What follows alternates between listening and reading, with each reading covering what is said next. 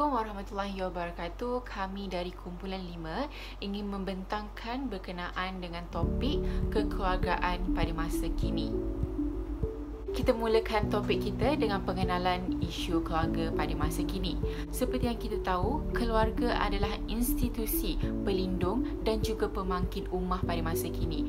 Sebab apa? Sebab dalam keluarga lah terbinanya ataupun wujudnya sifat-sifat mulia dan asas pembentukan individu yang sangat terunggul.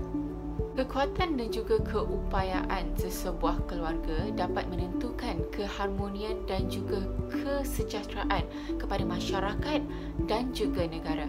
Keluarga juga adalah penggerak kepada sesuatu ketamadunan yang berwibawa dan berteknologi. Jadi perbincangan tentang pentingnya keluarga yang harmoni, sejahtera sering diperkatakan di kalangan ahli-ahli politik, profesional dan juga pendidikan. Antara perkara yang diperkatakan adalah keluarga ni dapat membentuk negara yang harmoni. Keluarga yang harmoni dapat menjamin kesejahteraan negara. Jadi kat sini kita dapat lihat dengan jelas bahawa isu kebahagiaan keluarga sangat-sangat mendatangkan impak yang positif secara keseluruhan. Mana kalau nak dibandingkan dengan persahabatan, keluarga lebih mendapatkan impak yang positif. Saya akan menerangkan tentang definisi keluarga. Keluarga ni adalah merupakan kumpulan orang yang disatukan oleh ikatan perkahwinan darah atau melalui adopsi yang bergabung sebagai satu institusi rumah tangga sehingga terbinanya interaksi dan komunikasi melalui peranan masing-masing seperti suami dan isteri, ibu bapa, anak dan saudara mara. Manakala dari sudut pandangan psikologi menyatakan bahawa keluarga ini dia merujuk kepada suasana dalam keluarga, komunikasi dan pendidikan yang dilaksanakan oleh setiap ahli keluarganya. Jadi secara kesimpulannya, keluarga ni dia adalah sebahagian komuniti sosial yang kecil kelompoknya tetapi boleh memberi impak yang besar kepada masyarakat, negara, malahan juga kepada satu tamadun ummah. Keluarga juga telah membentuk personaliti individu sejak kecil dan akan memberikan pengaruh yang besar kepada tingkah laku, sikap dan pemikiran apabila individu tersebut dewasa kelak. Setiap ahli dalam sesebuah keluarga juga perlu sedar akan fungsi serta peranannya yang tertentu kerana keluarga bukanlah sekadar memberi ketenangan, sokongan dan kefahaman antara suami isteri, malahan menjadi tapak asas dalam pembinaan anak-anak sebagai generasi baru yang akan datang. Saya akan menerangkan mengenai peranan dan fungsi keluarga. Bahagian ini terbahagi kepada 4 bahagian, jadi saya akan menerangkan 2 bahagian daripadanya. Okey, yang pertama, memberikan perlindungan dan mewujudkan kelestarian keluarga. Peranan ini dapat diterangkan melalui 2 aspek iaitu aspek keselamatan dan perlindungan dan aspek ekonomi. Institusi keluarga berperanan penting dalam aspek keselamatan untuk setiap ahli keluarga dari segi menyediakan tempat tinggal dan perlindungan. Dengan melalui aspek keselamatan dan perlindungan, institusi keluarga perlu memastikan ahli keluarga selamat. Maksudlah menyediakan langkah-langkah perlindungan di persekitaran kawasan tempat tinggal, kawasan persekolahan anak-anak, tempat kerja dan kawasan yang selalu dikunjungi oleh ahli keluarga. Dapat dipandang daripada aspek jika kita duduk di satu tempat tinggal kita, si keluarga perlu memastikan keselamatan di tempat tinggal kita, kawasan yang dilalui oleh ahli keluarga kita, tempat-tempat yang selalu dikunjungi. Aspek ekonomi.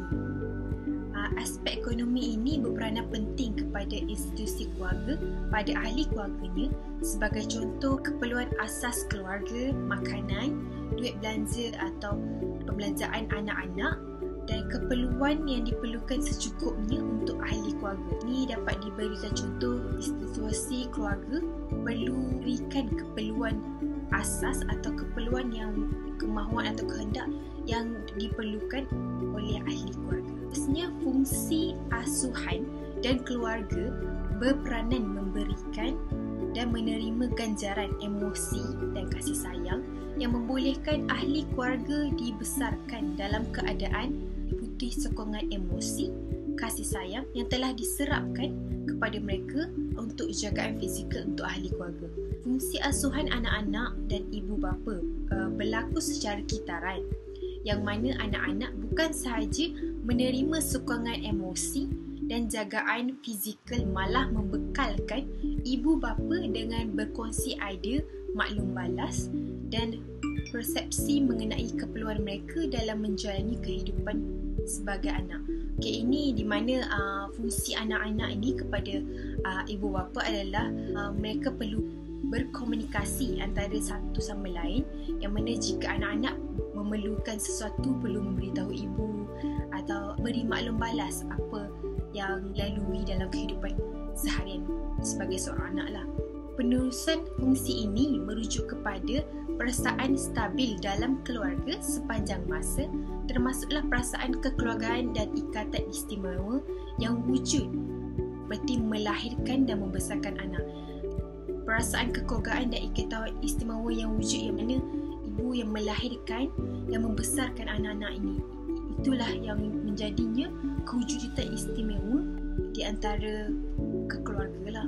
Selain itu, penerusan fungsi ini boleh diluahkan melalui perkataan, perbuatan dan pemberian hadiah kepada ahli keluarga yang boleh menimbulkan perasaan persaudaraan yang rapat seperti merasa selamat dan kesedaran asal-usul keluarga. Ini yang mana penerusan fungsi ini boleh luahkan daripada perkataan, sebagai contoh mengucapkan terima kasih kepada ibu bapa kita, memberi kata-kata positif kepada ibu bapa kita. Seterusnya, perbuatan yang mana kita membantu ibu bapa kita dalam aktiviti harian ataupun membantu mereka dalam kesusahan dan sebagainya, atau pemberian hadiah kepada ahli keluarga. Ini yang mana jika kita mampu atau membalas jasa ibu bapa kita, jadi kita memberikan hadiah kepada ahli keluarga yang boleh menimbulkan perasaan persaudaraan yang rapat seperti ibu bapa kita akan rasa selamat dan kesedaran asal-usul keluarga kita. Terusnya, yang kedua, menerapkan pendidikan jasmani dan rohani. Sebagai seorang hamba di muka bumi ini, kita perlulah mengikut apa yang Allah perintahkan dan meninggalkan apa yang dilarangkan oleh Allah. Dengan itu, solat merupakan satu tiang agama yang menjadikan tunjang utama kepada kekuatan ad-din kepada seorang Muslim. Nabi Muhammad SAW pernah bersabda, yang bermaksud, pokok segala urusan adalah Islam, tiang adalah solat dan puncaknya adalah berjihad. Riwayat Al-Tirmizi. Oleh itu, ibadah perlulah diajar dan diterapkan kepada anak-anak sejak kecil lagi, supaya mereka ni menjadikan solat itu adalah satu amalan yang perlu dilakukan dan menjadikan satu amalan rutin dan tidak merasakan sukar untuk diamalkan, kerana amalan itu telah dilatih dari awal dan akan menjadikan sebati dengan jiwa mereka. Berdasarkan hadis tadi, menjelaskan bahawa pendidikan solat adalah sangat penting dan tidak boleh ditinggalkan dan diabaikan oleh ibu bapa. Ia perlu menjadikan satu kewajipan yang perlu mereka tunaikan terhadap anak-anak mereka. Solat menjadikan kekuatan serta perlindungan kepada seseorang individu Muslim itu sendiri daripada segala kejahatan dan kemungkaran. Sekiranya solat yang mereka lakukan itu adalah sempurna dengan mengikut rukun-rukun dan syarat-syarat yang telah ditetapkan oleh syariat Islam. Selain itu, solat juga dapat menghakiskan sifat takbur serta sombong kepada individu, malah dapat menimbulkan perasaan takut dan rendah diri, seterusnya menjauhkan diri kita daripada perkara-perkara keji dan mungkar. Allah pernah berfirman, dan dirikanlah solat, wahai Muhammad dan umatmu, pada bahagian siang, pagi dan petang, dan pada ketika yang berhampir dengannya pada waktu malam. Sesungguhnya amalan-amalan kebajikan, terutamanya solat, itu penghapus kejahatan. Perintah Allah yang demikian itu menjadikan peringatan kepada mereka yang berfikir. Surah Taha ayat 114. Jadi di situ menerangkan bahawa sesiapa yang melakukan solat ini dengan penuh khusyuk serta ihsan dan dapat berakhlak mulia, mempunyai nilai perilaku yang tinggi, kerana solat melatih dan melahirkan manusia yang berdisiplin, menjaga kebersihan dan tenteram jiwanya. Kesimpulannya, ibu bapa perlu menerapkan dalam minda dan jiwa anak-anak ini betapa pentingnya amalan ibadah solat ini, keindahan solat ini dan kelebihan amalan ibadah solat ini terhadap diri mereka. Jadi mereka perlulah mementingkan ibadah, melakukan ibadah solat ini dalam rutin harian mereka. Baiklah, seterusnya saya akan menerangkan tentang poin seterusnya, iaitu meningkatkan ilmu agama dan kemahiran keilmuan. Yang pertama, ilmu keagamaan. Seperti apa yang kita tahu, Islam meletakkan bahawa akidah yang mantap menjadi tunjang utama keutuhan sesebuah rumah tangga. Yang kedua, ilmu kekeluargaan. Ibu bapa perlu bersikap terbuka untuk mempertingkatkan ilmu, terutama aspek keagamaan dan aspek kekeluargaan, untuk mengundi sebuah rumah tangga dengan cara yang harmoni dan ideal. Dan seterusnya iaitu poin yang ketiga, pendidikan keibubapaan. Cara ibu bapa berkomunikasi, bertoleransi dan keprihatinan terhadap perkembangan anak-anak dengan rasa kasih sayang. Seperti apa yang kita tahu, sebagai ibu bapa, ia akan sukar untuk memahami sikap anak-anak. Dengan cara itu, ibu bapa perlu belajar cara untuk berkomunikasi, bertoleransi dan cara untuk kita depan dengan situasi anak-anak. Poin yang seterusnya ialah penyediaan makanan yang bersih dan halal. Dan yang pertama, halal dan haram. Seperti apa yang kita tahu, makanan halal dan bersih, pemakanan tidak baik antara faktor utama kebutuhan akhlak anak-anak remaja. Jika kita mengambil makanan yang haram, boleh menyebabkan hati menjadi keras dan hitam. Seterusnya, penyediaan makanan yang halal. Penyediaan makanan halal sangat penting kerana makanan yang dimakan akan menjadi darah daging seseorang, kerana hati akan menjadi buta jika soal halal dan haram ini tidak dititik beratkan dalam sesebuah keluarga. Dan yang terakhir ialah rezeki dari sumber yang halal, di mana rezeki dari sumber yang halal perlu diutamakan kerana rezeki yang diterima akan digunakan dalam kehidupan seharian kita dan ia tidak akan menghalalkan cara, di mana rezeki dari sumber yang halal akan membantu kita untuk mendapat sesebuah keluarga yang lebih aman.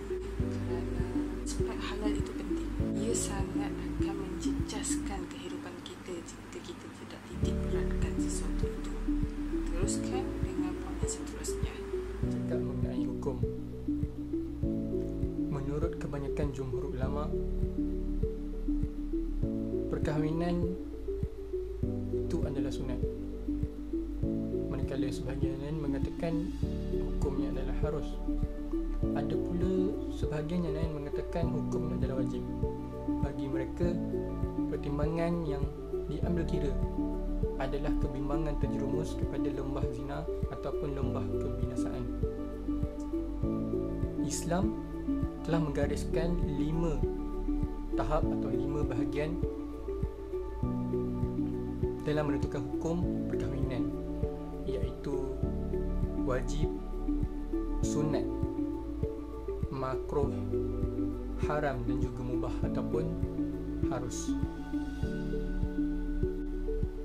Dalam keadaan-keadaan yang tertentu, perkahwinan boleh dianggap sebagai suatu kewajipan yang mesti dilakukan seandainya seseorang lelaki itu telah cukup syarat, berkemampuan dan mempunyai keinginan yang tinggi, yang mana keinginan di sini dirujuk sebagai nafsu syahwat, maka wajib ke atasnya untuk berkahwin. Sekiranya tidak berkahwin, dibimbangi dia akan melakukan zina, perbuatan zina ataupun menghampiri perbuatan zina tersebut. Yang kedua adalah sunat. Sunat adalah apabila seseorang lelaki itu cukup syarat, berkemampuan dan suka untuk dapatkan seorang isteri.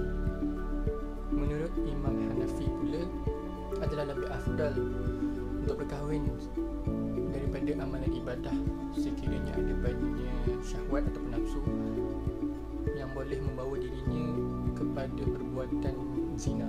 Makruh adalah apabila seseorang lelaki itu mempunyai keinginan tetapi tidak berkemampuan dari segi nafkah, khususnya kewangan, ataupun berpenyakit seperti mati pucuk, sudah tua dan sebagainya.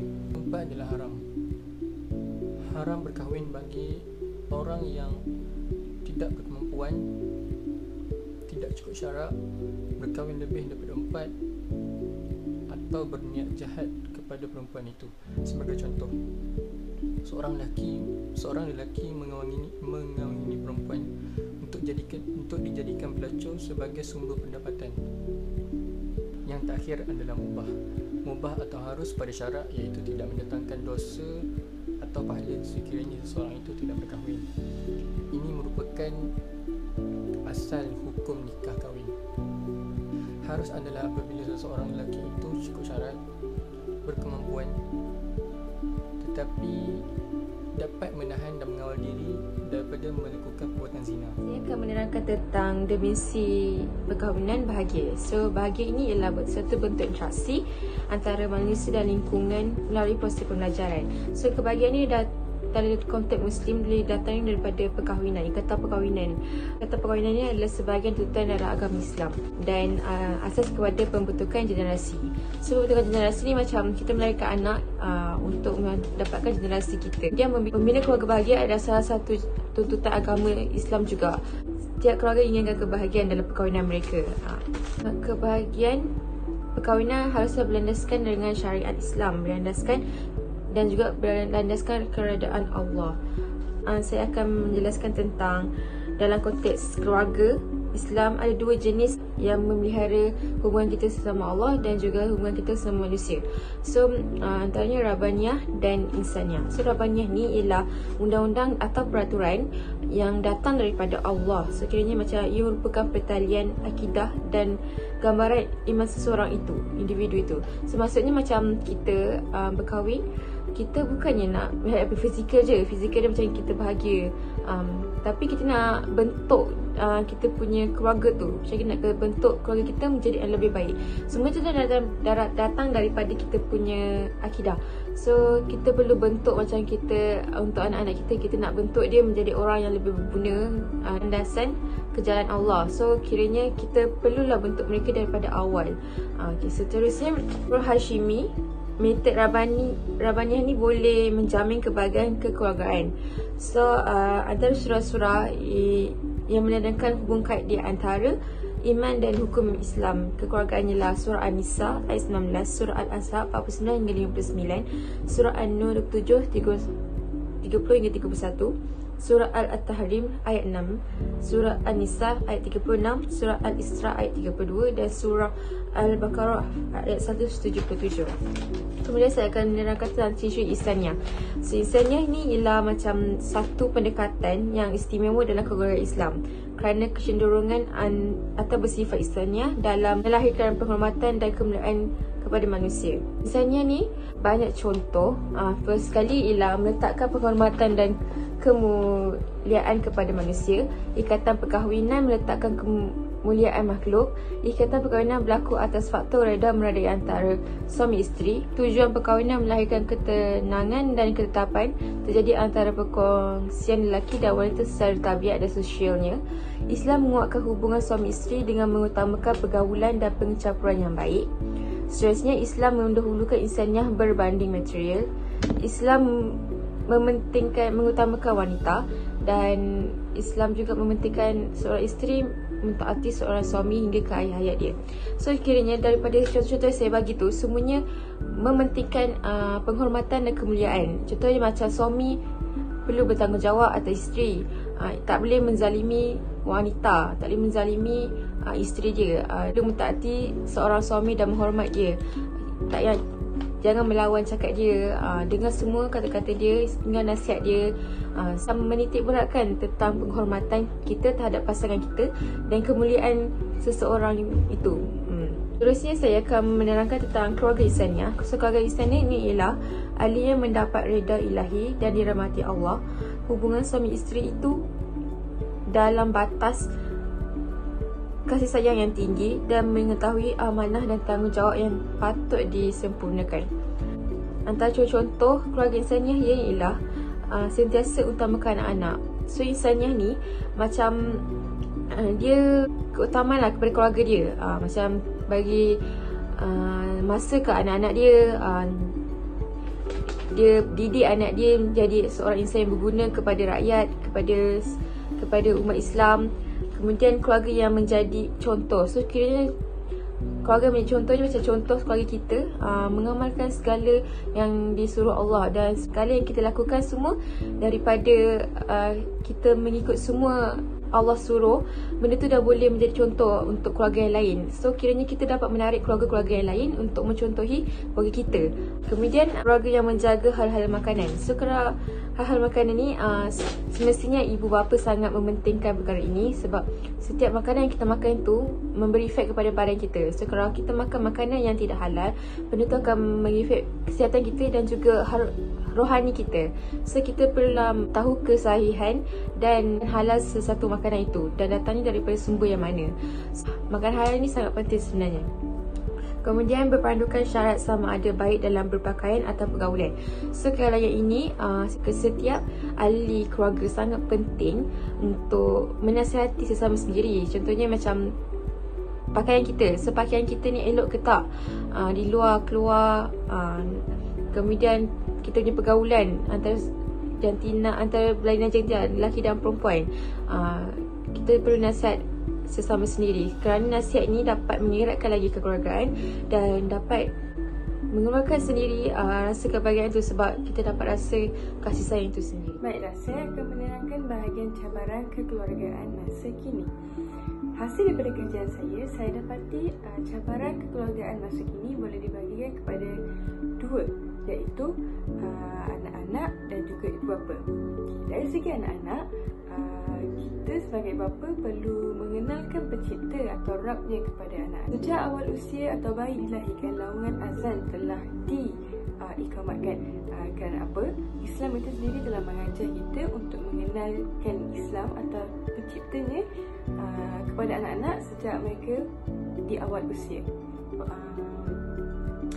Cara mengenalkan penciptanya adalah kita mengajar anak-anak cara beribadah, berpuasa, sedekah, doa dan serta solat-solat sunat. Oleh itu, dengan pengajaran ini, kita dapat menyelamatkan anak-anak kita daripada jalan kesesatan di dunia yang kian bebas ini. Okey, seterusnya ibu bapa juga perlu mendidik akhlak anak-anak mereka. Akhlak sebagaimana akhlak yang mempunyai sifat-sifat yang baik hati, jujur, amanah dan sebagainya. Sebelum mereka mengajar anak-anak mereka, mereka sendiri perlu menunjukkan contoh tersebut kepada anak mereka. Kerana apa? Anak-anak kita akan melihat apa saja tindakan yang kita lakukan sejak di awal usia mereka. Oleh itu, ibu bapa perlu menunjukkan contoh yang baik untuk mendidik akhlak anak-anak kita. Dengan cara ini, kita dapat melahirkan anak yang mempunyai sifat-sifat yang mulia dan berakhlak tinggi. Okey, saya akan beralih kepada cabaran dari segi ibu bapa. Okey, cabaran dari segi ibu bapa adalah ibu bapa perlu meningkatkan kemahiran keibubapaan mereka. Bagaimana mereka perlu bersifat proaktif dan dinamik pada dunia yang berbeza kini. Ibu bapa perlu lebih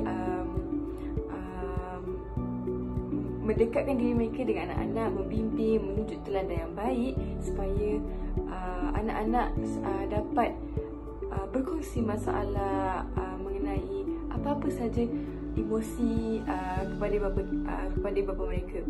Dengan hal ini, dengan peningkatan kemahiran ibu bapa ini, kita dapat menyelamatkan institusi keluarga kita sendiri. Ibu bapa itu merupakan unit yang penting dalam sebuah keluarga. Oleh itu, mereka perlu melakukan tanggungjawab ini dengan sebaik-baiknya. Okay, akhir sekali, ibu bapa perlu menguruskan kewangan keluarga mereka dengan baik. Kerana apa? Seperti yang kita tahu, ekonomi sekarang kian tidak stabil. Oleh itu, kita perlu mempunyai perancangan yang awal serta berjimat cermat dan mengajak anak-anak kita untuk menguruskan kewangan mereka dengan cara yang terbaik. Dengan cara ini kita dapat menyelamatkan keluarga kita sekaligus kita dapat membina keluarga yang bahagia dunia dan akhirat.